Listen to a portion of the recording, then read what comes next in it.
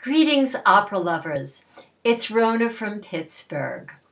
I was not able to attend the opening night of Die Frau the Met at the Met, although I really wanted to, because probably a once-in-a-lifetime event was going to happen, and that is a friend of mine, Andre Nemser, was making his Met debut in this opera in a very small role called The Guardian of the Threshold. We'll get to Andre later. But the Met so kindly put out a webcast of the season's premiere of this opera. Actually, Die Frau ohne Schatten is the first opera I saw ever by a professional company, and I saw the original production in the opening season of the Met. It's not an opera I really know, but I remember it very vividly from all those years ago, and then I saw it again when it had a revival. The same production, but a somewhat different cast. As most of you know, I go to the opera or listen to the opera to hear great singing. And last night was a complete smorgasbord of fantastic singing.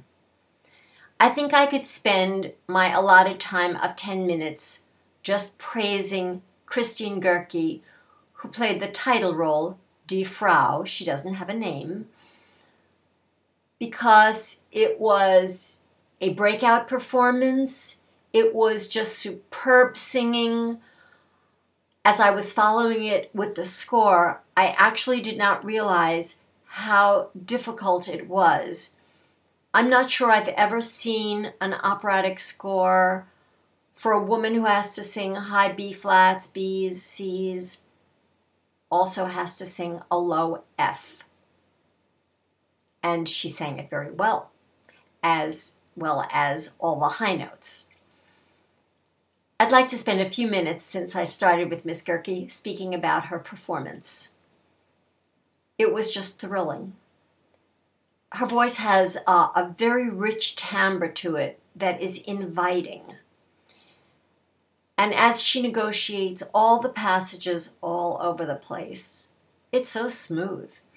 And even when she had to go down to that very low F and a lot of G's, A flats and A's, they didn't have that sort of ugly or harsh tone that you sometimes hear from women when they have to go so low into their chest voice.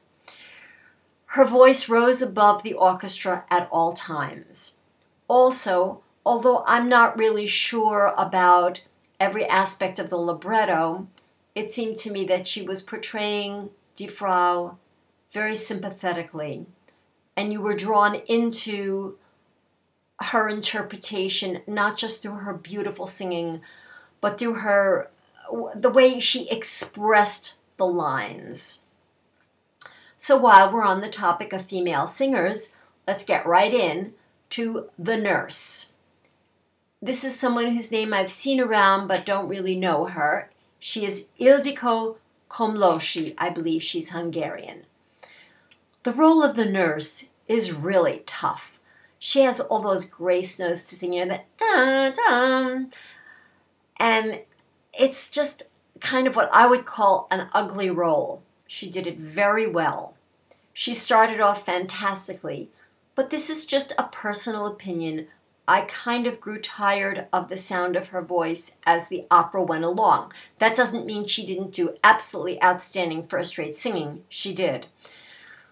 But along the way, a little bit of a wobble came in.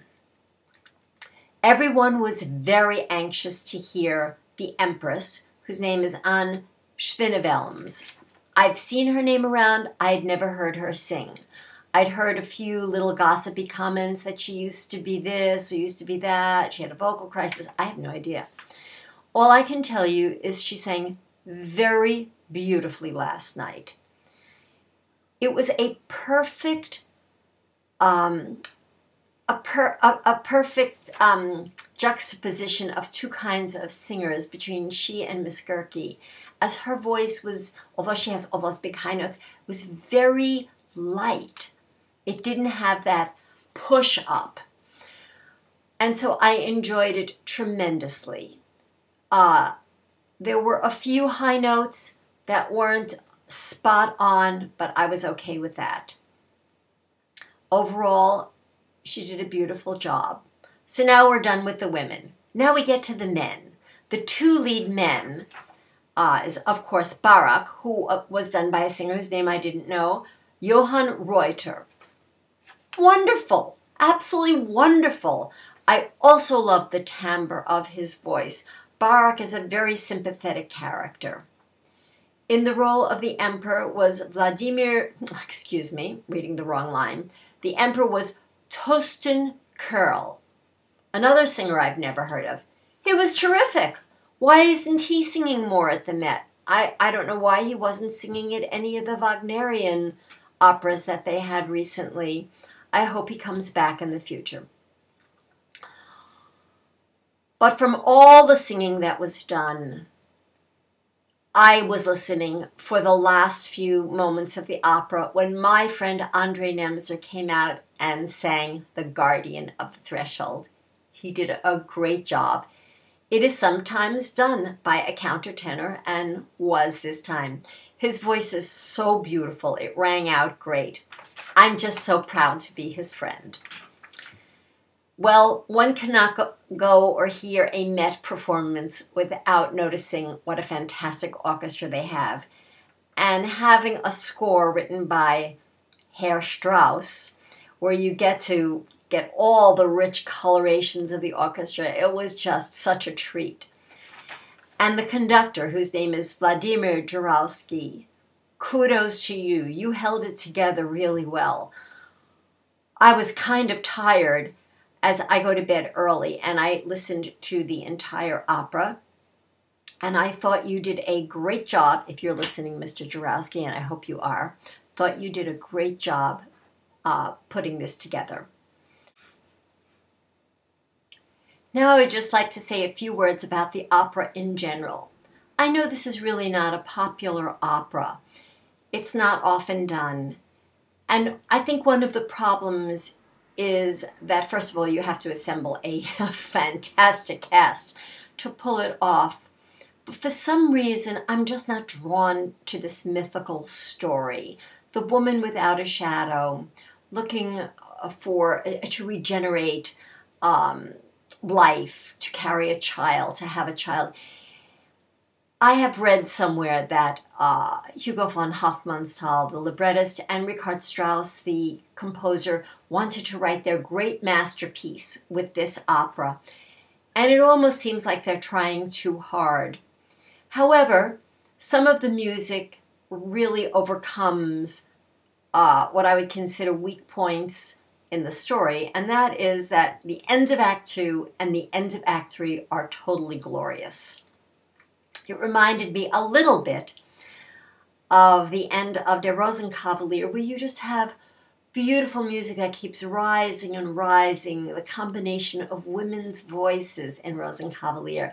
And here, at the end of the opera, you have the quartet just singing lush, lush music.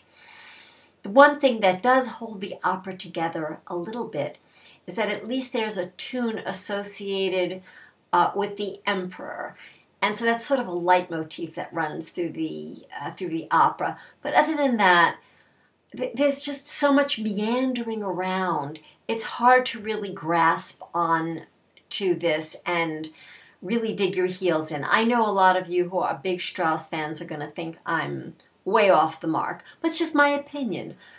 I was so glad I heard it on the radio, and now I'm looking forward to going to New York to see it. And I will report to you all later on the production. Have a great day.